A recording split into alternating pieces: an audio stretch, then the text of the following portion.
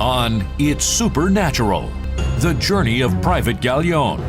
See how God used one man, a private in the U.S. Army, to be the supernatural liberator of concentration camps in Germany.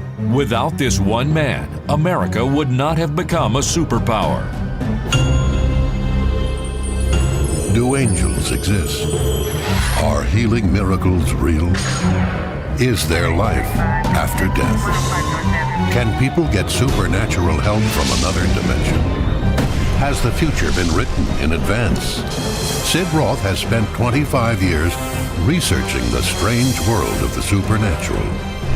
Join Sid on this edition of It's Supernatural. Hello, Sid Roth here. Welcome to my world, where it's naturally supernatural. I wouldn't want to breathe any other air. I wouldn't want to live any other way. I have found a 50-year-old secret of the Jewish connection as to why America became a superpower. And there is such a supernatural story connected with this. Mary, when you were a young woman, two prophets prophesied over you, and you didn't have a clue what they were talking about. Tell me about that, I had no idea. They called me to the front of the church, and the one man said to me, the prophecy came in a form of a conversation. There were two of them. And one of them said to me, "Was your father in the war?" And I said, "Yes," but I was thinking, what does this have to do with church? And he said, "God is going to use you greatly in the nations." And the second man said to him, "Who is she in the sands of time?" And he said, "Her father was the liberator of the German camps, but he hasn't told anyone." Catch this. Her father was not a liberator of the German camp. Her father was the liberator of the German camps. Continue. And he said, her father was the liberator of the German camps, but he hasn't told anyone. And he said, "Well, I thought there was not one liberator. I thought there were various people who found the camps by accident as they went across Germany." And he said, "No, there was a journey behind it all. Her father took the journey. He walked many miles." And the man said, "Well, what does she have to do with her father's story?" And he said, "Oh, someday he's going to tell her the story, and she's going to write it, and it's going to mean a lot to the nations of the Holocaust." Now, you went home, I'm sure, and Yes. What did you ask your father? First of all, I didn't even know what a liberator was. I didn't know what a Holocaust was or a camp. And I said to my dad, "Dad, by the way, there were these two men that told me that you're keeping a war story secret." He said, "Yes, there is a story I've been keeping to myself." I said, "Well, tell me now." And he said, "No, it isn't time yet."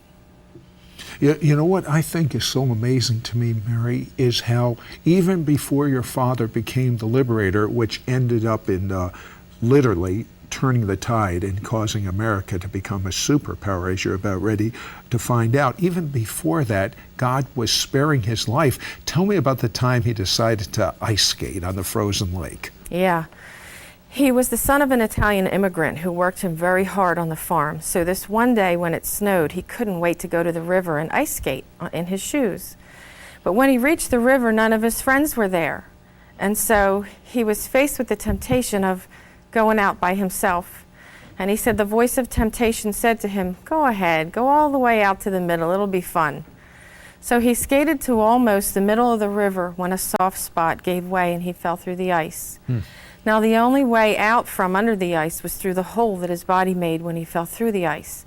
But the current carried him away from it. That has got to be the scariest thing that could happen to someone. Horrifying. He said he tried to struggle to swim back to the hole, but it was dark under the ice and he couldn't find it. And he reached the point where so many minutes had passed that he needed to breathe. He needed air.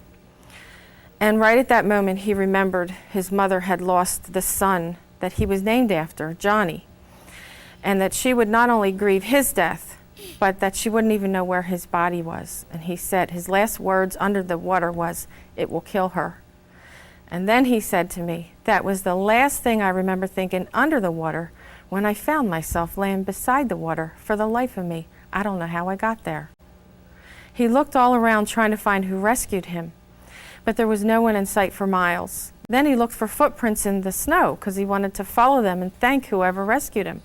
But there was only one set of footprints in the snow, and they were his. So you get it? An angel spared his life for a purpose. Now, take me to the moment your father decided to look for the Jewish prisoners that were in the concentration camps. They were in a place in the Liebstadt area. And it was the time of the war when they had actually pulled over to rest. But a fire lit inside him to keep going. He smelled an odor that gave him a gut feeling that something was not right. And the thing that's so amazing is that the odor would have been the dying bodies of the Jewish people, but he was very far away from the camp at that moment. He should not have smelled that odor, so it had to be supernatural. He said to his sergeant, "What do you think that odor is? I got a bad feeling with it." And the sergeant said, "Well, there's rumors that there's labor camps in the area."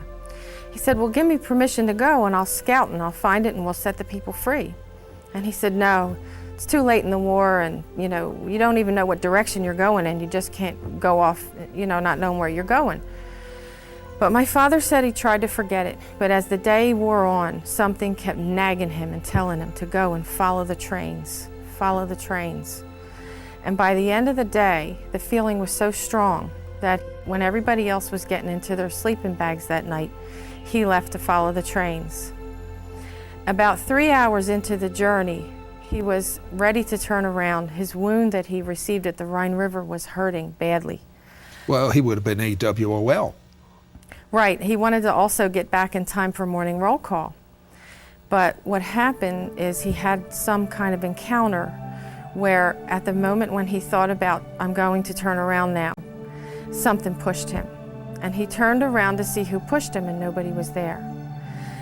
And he called it the force. He said the force grabbed me at the elbows and made me continue to follow the trains. And at the same time that it grabbed him at the elbows and made him keep going, he said it also gave him a resurgence of strength and energy that, strengthened him to do this mission.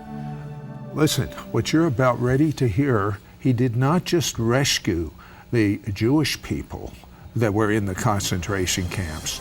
He changed the destiny of America. Be back in just a moment. Don't go away. We'll be right back to It's Supernatural. We now return to It's Supernatural. Sid Roth here with Mary Nahas. Mary's father was in World War II, and he was a soldier, and he had a compulsion to follow the train tracks because he figured that would lead him to the prisoners, to the concentration camps. So he literally went AWOL. He had a wound. He was walking all. How long did he walk? He said it was about 3 hours into the journey. He had left about 9:30 at night, and he said it was about 1:30 in the morning when he had the encounter. Which basically, it's very clear to me, an angel, he was going to turn around, an angel turned him around, infused him with supernatural strength, and he continued, even though he was AWOL, and he was instructed by his superior officers not to go look for the concentration camp. You see, the United States didn't want to find the Jewish people in the concentration camps, but something happened when the liberator followed God. So he continued. What happened? At the end of the tracks, 5 days later, he found a train car. He walked for 5 days with the wound? Yes. He said that he saw American troops camped out, and something just kept telling him not to stray, to keep following the trains. And he did so and reached Camp Dora, where he found a train car filled with dead prisoners that were naked. As he tried to find out who they were by lifting their bodies, he climbed up onto the train car, and he was using his gun to lift their arms and legs to see if he could find a uniform or patch or anything to identify what side of the war they were on, so he could figure out what was going on. But his clip fell off, and a German guard heard him and came running over shooting. And my father said, looking back, it was as though an angel had been shielding him, because The bullets were going on both sides of his ears, whizzing and whistling by, but none of them hit him. Well, his life was spared many times for this particular purpose. What happened next? He looked up and he saw a hidden tunnel coming out the side of a mountain, and he knew the Germans had camouflaged it for some good reason.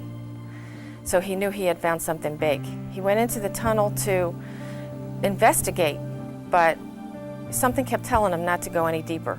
So he came back out to investigate the bodies, and that's when the German guard found him.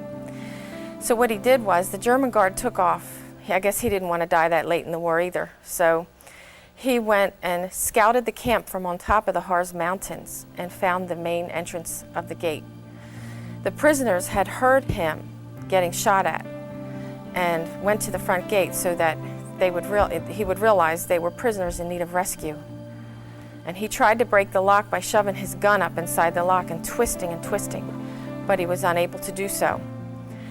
So he couldn't go any further. He knew he had to start walking to find help. Now, this camp was called what? Mittelbau-Dora concentration. And what was going on? Werner von Braun had set up a missile operation in there, and the poor prisoners of that camp were being forced to manufacture the world's first ballistic missile and other weapons. And they were beaten and starved. Muscle men became very weak in a short period of time. It was horrific. They didn't even give them a place to sleep. They were so obsessed with making the missiles. They had to sleep in the cold, dark tunnels. Some of them went blind even.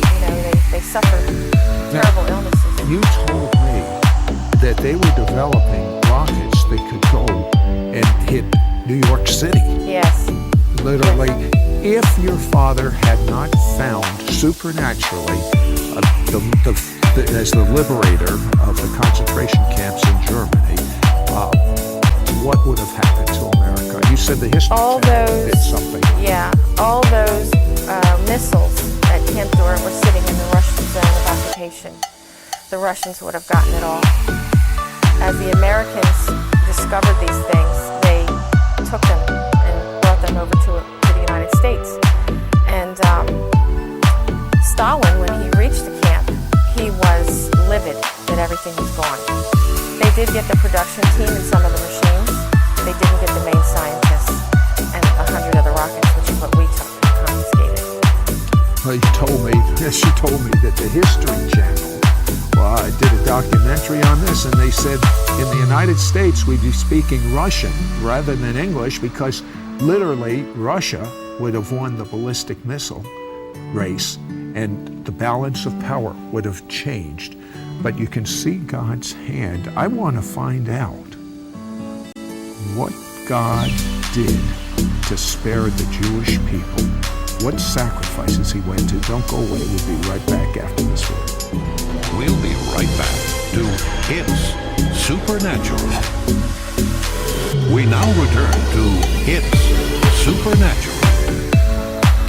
Hello, Sid Roth here with Mary Nahas. And Mary's father was the liberator of the concentration camps in Germany. Because what happened was, when they radioed to the other troops to take over the concentration camp and liberate them, the troops actually went to the wrong concentration camp. Tell me about that.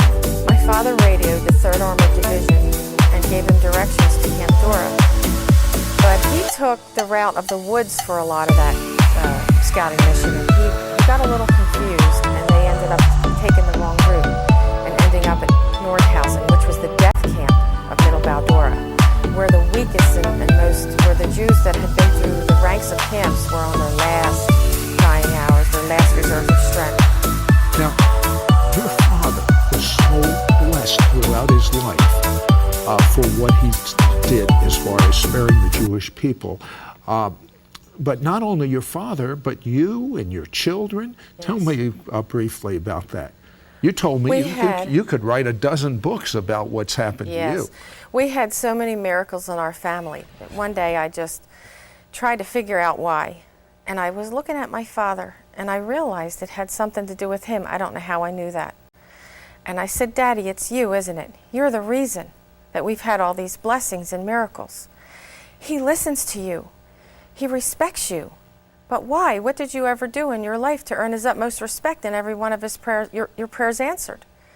And he said, I saved people, a lot of people. And some of those people were God's people, the Jews. Now, tell me why you believe that these blessings have come upon you and your family.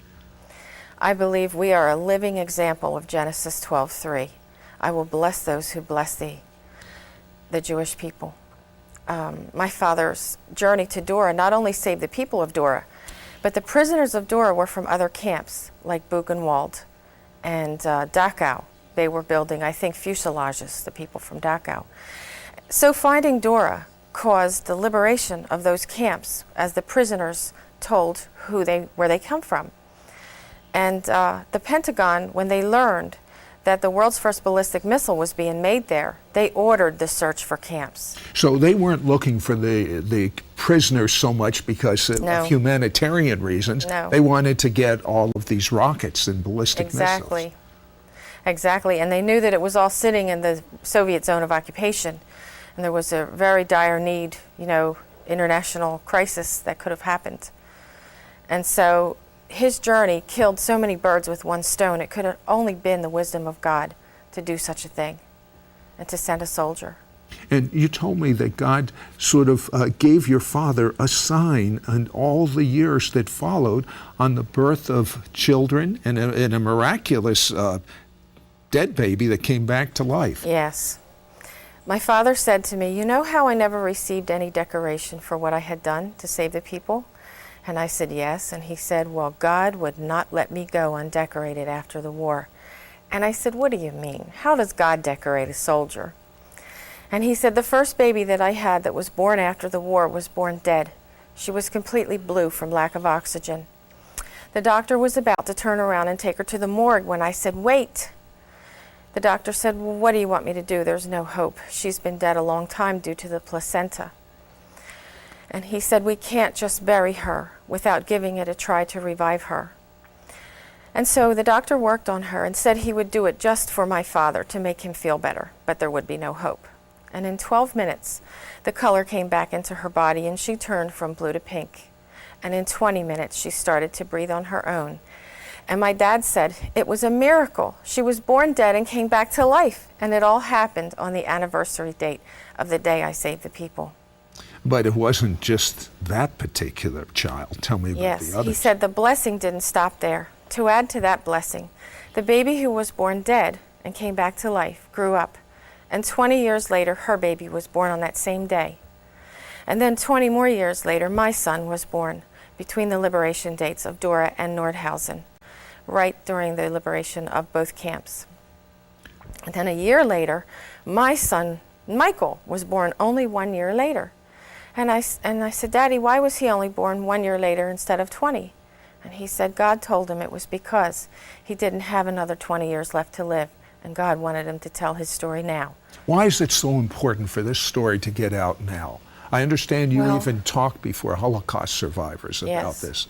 The Jewish people asked the question. Well, after the war, they searched the written histories looking for that one story that would show that God cared about them and even cared they suffered, and they couldn't find it. What they didn't know is that it always existed, but it had been silenced. And so my father wanted them to know that all these babies were not just a blessing for him, that God was actually building a memorial to the prisoners, saying, I remember, and I'm sending you the answer to your question, did I care about your suffering? Not only did I care, but I've given this liberator babies born every 20 years on the liberation date of the camp. And altogether, there were 7 of them. And my father was right that it wasn't just to bless him, because when he died, Chase, the latest one, due date was April 11, the day that my father broke into the camp. So 7 of our babies were born on the liberation dates of the camps that were involved in Dora. Not only Dora, but Nordhausen and Buchenwald, the main ones. And Dachau, my son was born on the liberation of Dachau. Okay, Mary, I think it's wonderful that these Jews were saved, and if your father didn't do it, these Jewish people and all their extended families wouldn't be here anymore. Yes. But where was God with all the Jews that died in the Holocaust? I believe when I asked my father about this, he asked God, and God showed him a correlation between when he survived the river, and Elizabeth was so elated that he survived because of all the children she had lost. Little Johnny, the one my dad was named after, and the others. That was your father's mother. Right. Her real name was Elisabetta.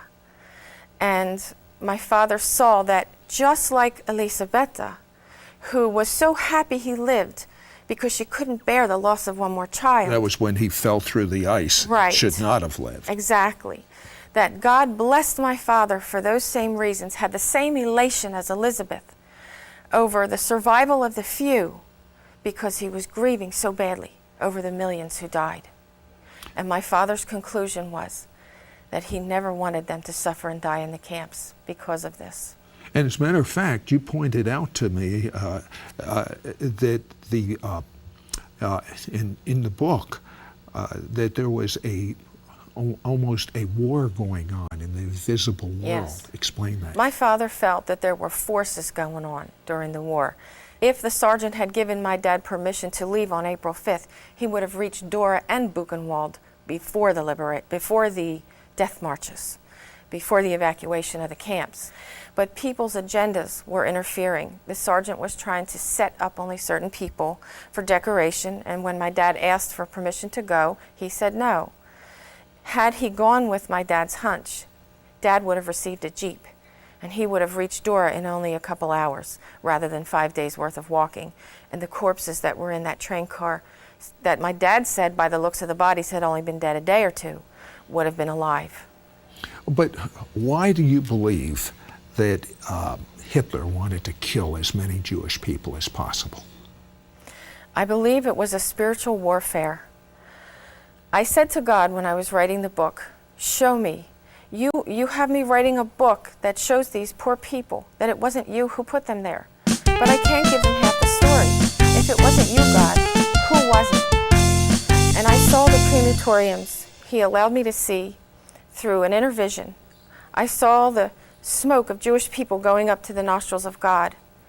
And I saw Lucifer, who had not been given burnt sacrifice or Messiah, no redemption for him. His is a death sentence. And I saw him screaming to God and saying, here's your burnt sacrifice. Here's your Jews. Which to me showed me that he is so enraged that not that he would want redemption, but he just doesn't want Abraham and his children to have it. So he will do everything to stop it. Well, Genesis 12:3, God says, I, God, will bless those who bless the Jewish people. And if Christians had been blessing the Jewish people through their prayers, then these forces of evil could not have killed all of these Jewish people. But in that same Genesis 12:3, by the way, one more chance. We're going to have a chance to pray for Jewish people to be spared with the new Holocaust that is coming on Jewish people worldwide. Genesis 12:3 says, I, God, will bless those who bless the Jewish people and curse those who curse them.